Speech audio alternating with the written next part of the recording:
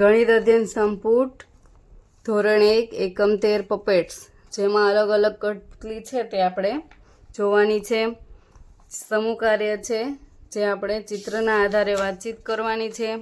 ત્યારબાદ જોડી કાર્ય છે, તેમાં મિત્રના હાથ પર પપેટ્સ બનાવીશું આંગળીઓ પર. પછી નીચે છે માયાબેને પપેટ શોની બાજુમાં કેટલાક પપેટ્સ લટકાવ્યા છે. સોનું અને તેના મિત્રો લટકાવેલા પપેટ્સ ગણે છે, તો તમે પણ ગણો. તો આમાં ઘોડાના પપેટ કેટલા છે? તો 1 2 3 4 અને 5. તો અહીંયા લખીશું 5. પછી હાથીના પપેટ્સ, તો હાથીના પપેટ્સ કેટલા છે? તો કે 1 અને 2. તો અહીંયા 2. સૈનિકના પપેટ્સ, તો સૈનિક કેટલા છે આમાં? 2. તો અહીંયા આવશે 2. પક્ષીના પપેટ્સ, પક્ષી કેટલા છે ઉપર? તો કે 1 2 3 4 5 અને 6. તો અહીંયા આપણે લખીશું 6.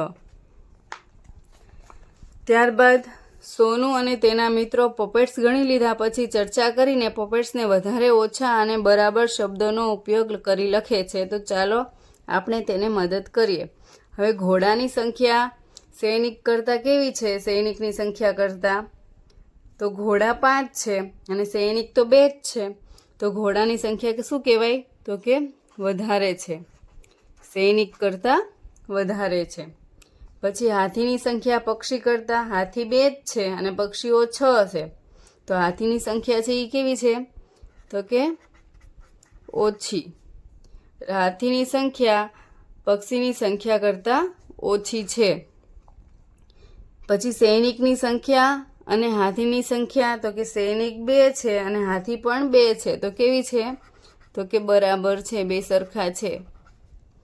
પછી પક્ષીની સંખ્યા ઘોડાની સંખ્યા કરતાં કેવી છે? તો જો પક્ષીની સંખ્યા 6 છે અને ઘોડાની સંખ્યા 5 છે. તો પક્ષીની સંખ્યા વધારે છે ઘોડા કરતાં.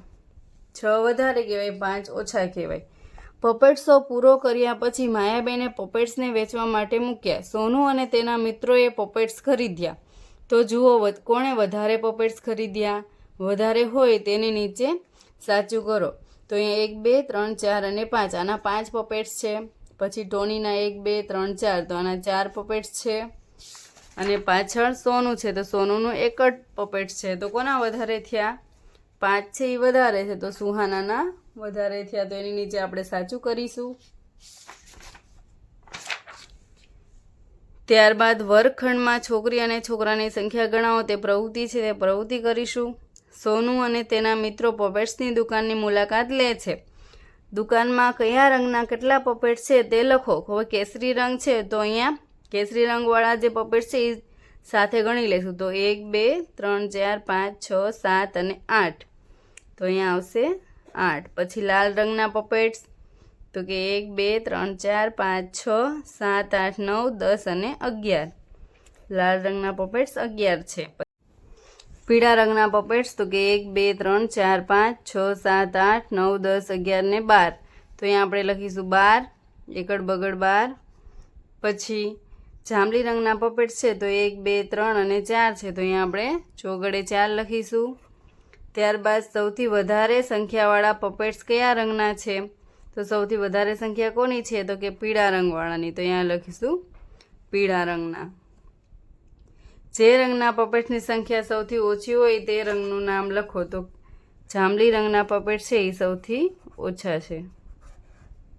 તો અહીંયા આપણે જાંબલી લખીશું.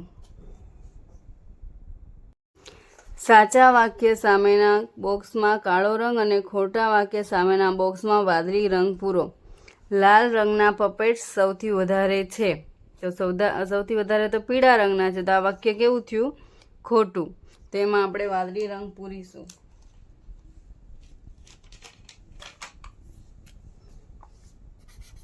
આ વાક્ય છે એ ખોટું છે.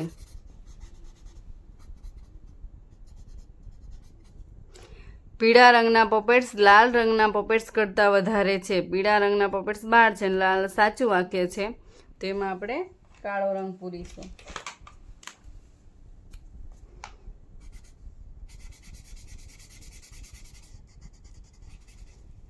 જાંબલી રંગના પપેટ્સ કેસરી રંગના પપેટ્સ કરતાં ઓછા છે. જાંબલી રંગના પપેટ્સ કેસરી કરતાં ઓછા છે તો સાચું વાક્ય છે. તો એમાં પણ આપણે કાળો રંગ પૂરીશું.